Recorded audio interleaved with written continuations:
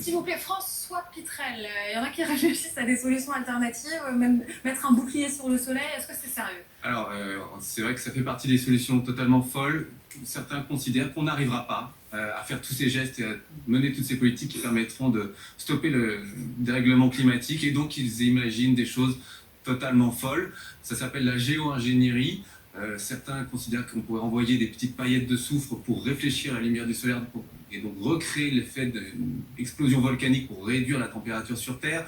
D'autres réfléchissent à fabriquer artificiellement des nuages. Et puis cette initiative française que vous voyez à l'image, eux, ils ont réfléchi à fabriquer des parasols qu'on enverrait dans l'espace à plus d'1,5 million de kilomètres de la Terre, qu'on activerait en cas de forte chaleur.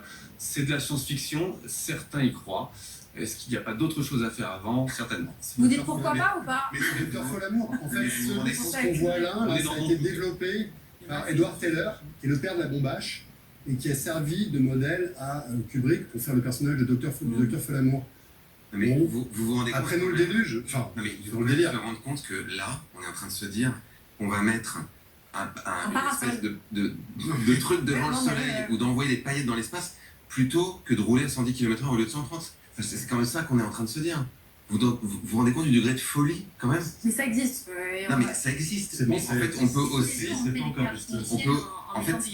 Non mais c'est ce que disait Serge tout à l'heure. Est-ce qu'on peut pas se dire que c'est quand même un chemin à explorer? Parce qu'on sait jamais, peut-être que ça finira par marcher. Mais parallèlement...